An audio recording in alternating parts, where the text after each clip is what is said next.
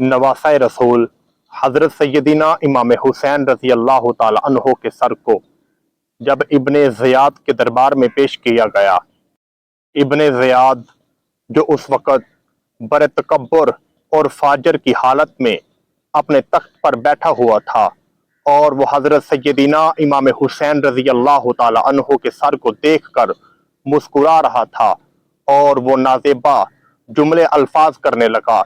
उसके हाथ में एक छड़ी थी।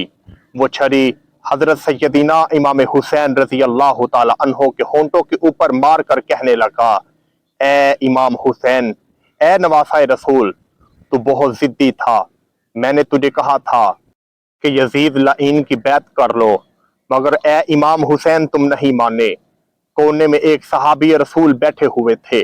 वो उठे और कहने लगे, ए इब्ने ज़ियाद, उस रब से डर, उस रब के कहर से डर जो तुझे तबाह बर्बाद कर देगा। ये वही हुसैन है जिनको अल्लाह के प्यारे नबी हजरत मोहम्मद सल्लल्लाहु अलैहि वसल्लम ने कहा था, जिसने इमाम हसन और हुसैन को तकलीफ पहुंचाई उसने मुझे तकलीफ पहुंचाई। 6 साल के बाद फिर वही वक़्त आया कि मुख्तार सकफी नामी शख्स ने ये इरादा किया कि जिसने भी हजरत सैयदीना इमाम हुसैन रजी अल्लाह ताला अन्हो और अहले बैत के साथ जुल्म किया है, उसके साथ वैसा ही बर्ताव किया जाएगा। मुख्तार सकफी ने अपनी फौज को भेजा जो इब्ने ज़ियाद के मुकाबले में गए। इब्ने ज़ियाद 30,000 फौज का लश्कर लेकर मैदान करबला के मैदान में फिर एक बार पहुंचा। 6 साल के बाद वही दिन और वही मंजर। 5 दिन लगातार लड़ाई चलती रही। आखिरकार लड़ाई फिर रुक गई। 10 मुहर्रम का दिन आया तो इब्राहिम नामी शख्स ने इब्ने ज़ियाद का सर काटा और सर काट कर मुख्तार सकफी को भेजा। अब मिंबर पर बैठा हुआ कोई गुस्ताख नहीं, एक आशिक़ रसूल है। मुसलमानों, 6 साल के बाद वो इब्ने ज़ियाद जो इमाम हुसैन रजी अल्लाह ताला अन्हो के सर की बेहुरमती कर रहा था, आज उसी तख्त के ऊपर उसका सर पड़ा हुआ है और मुख्तार सकफी कह रहा है, ए इब्ने ज़ियाद लानती, तू उस वक़्त बहुत तकब्बर और फाजर में था। देख, आज भी इमाम हुसैन का नाम जिंदा है और तू मिट गया और हमेशा क़यामत तक तेरे ऊपर लानत पड़ती रहेगी। कोने में बैठा हुआ एक बुजुर्ग उठा और वो कहने लगे, बेशक इस लानती और पलीत का यही अंजाम होना था। इसने इमाम हुसैन रजी अल्लाह ताला अन्हो के सर की बेहुरमती की। आज इसकी ये हालत है कि ये कुत्ते की मौत मर गया। एक सहाबी रसूल साद इब्ने वकास, उनका बेटा इब्ने साद जो इमाम हुसैन रजी अल्लाह ताला अन्हो के कातलों के साथ बराबर बराबर मुलव्वस रहा। दौलत और इशरत एक सहाबी रसूल के बेटे को भी नवासा रसूल का कातल बना देती है। जब मुख्तार सकफी ने हजरत सैयदीना इमाम हुसैन रजी अल्लाह ताला अन्हो के कातलों को चुन चुन कर मारना शुरू किया तो लोगों ने इब्ने साद से कहा कि तुम कूफा छोड़कर भाग जाओ। इब्ने साद कहने लगा कि मुख्तार सकफी मेरा पुराना जिगरी यार है, वो मुझे नहीं मारेगा। आखिरकार मुख्तार सकफी ने ऐलान किया, जाओ इब्ने साद को निकाल कर लाओ। मुख्तार सकफी के लोग इब्ने साद के घर के बाहर पहुंचे और जाकर दरवाजा खटखटाया तो इब्ने साद का बेटा बाहर आया। आकर कहने लगा कि मेरे वालिद साहब ने गोशा नशीबी इख्तियार कर ली है। वो हर वक्त अल्लाह ताला की इबादत में मसरूफ रहते हैं, वो आपसे नहीं मिलना चाहते। मुख्तार सकफियों के एक आदमी कहने लगा, जब तेरे बाप ने हजरत सैयदीना इमाम हुसैन रजी अल्लाह ताला अन्हो का सर काटा था, उस वक़्त तेरे बाप को नमाज याद नहीं आई थी। अचानक इब्ने साद बाहर आ गया और आकर कहने लगा कि मुख्तार सकफी मेरा बहुत पुराना यार है, वो मुझे कत्ल नहीं कर सकता। मगर मुख्तार सकफी ने हुक्म देकर भेजा था कि उसको जिंदा न लाना, उसकी गर्दन काट कर ही میرے سامنے لانا۔ مختار سقفی کا ایک سپہ سالار کہنے لگا کہ تو نے اس وقت حضرت سیدنا امام حسین اور اہل بیت پر رحم نہ کھایا تھا، تو یہ کیسے سوچ سکتا ہے تجھے ایسے ہی چھوڑ دیا جائے گا؟ ان سپہ سالاروں نے ابن سعد کا سر کاٹا اور اس کا بیٹا کہنے لگا میرے والد اس دنیا فانی کو چھوڑ کر چلے گئے ہیں، اب جینے کا مزہ نہیں رہا۔ مختار سقفی نے کہا کہ اس کے بیٹے کا بھی سر اتار دو، اور اسے بڑے بازار اور بڑی محفل میں اس کے بیٹے کا بھی سر کاٹ دیا گیا، اور لوگوں کو علل اور علن اعلان کر کے کہا گیا جو حضرت سیدنا امام حسین اور اہل بیت کے ساتھ جیسا ظلم کرے گا اسے ویسی ہی سزا مختار سقفی دے گا۔ ایک ظالم اور فاجر جو امام حسین رضی اللہ تعالی عنہ کے قاتل میں ملوث تھا، اس کا نام کھولی بن یزید تھا۔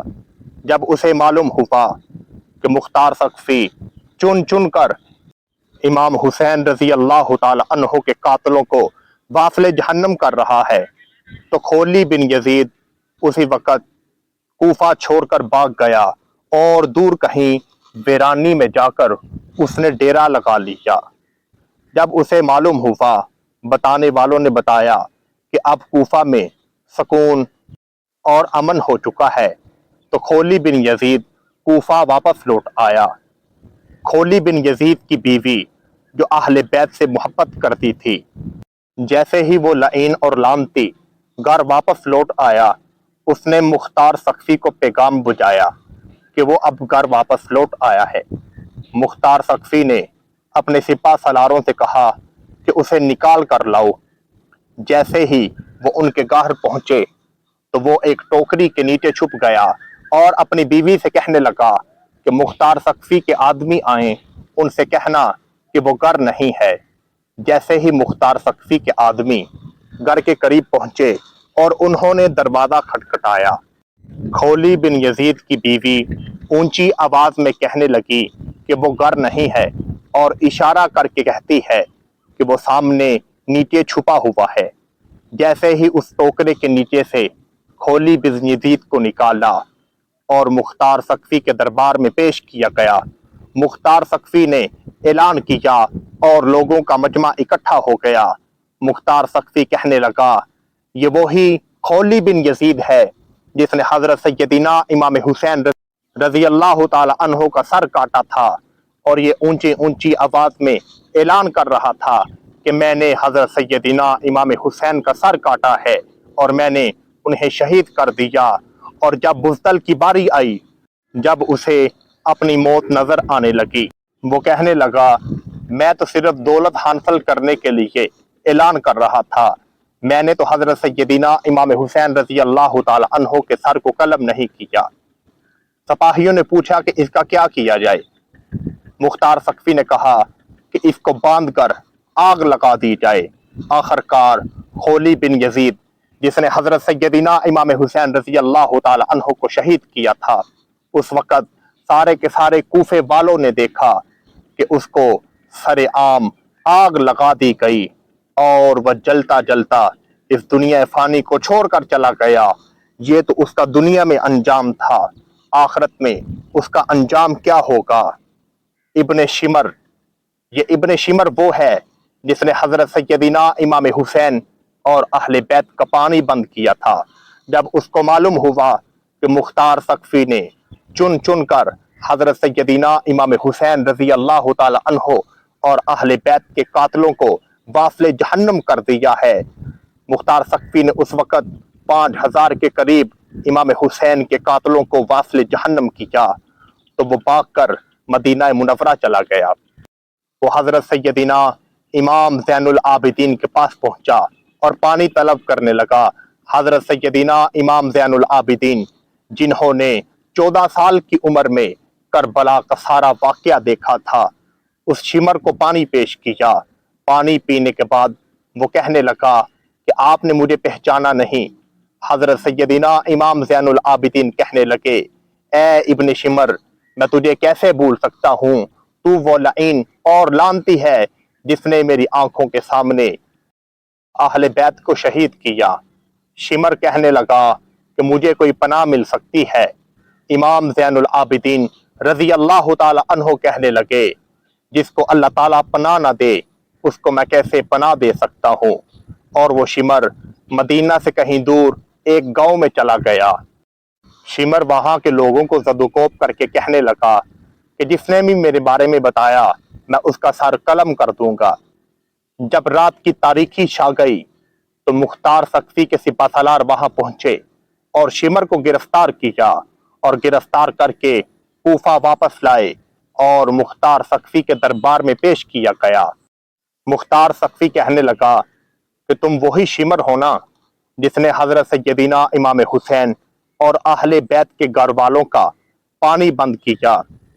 سپہ سالاروں سے مختار سقفی کہنے لگا کہ اس کو ویرانی میں باندھ دو اور اس کو 7 دن تک پانی نہ پلانا۔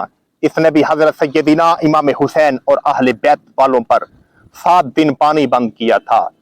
جب وہ تڑپنے لگا اور کہنے لگا از دا از مجھے پانی پلا دو، اس وقت مختار سقفی نے اپنے سپہ سالاروں سے کہا کہ میں نے جو کتے 7 دن سے بھوکے رکھے ہوئے ہیں اس کے اوپر چھوڑ دو۔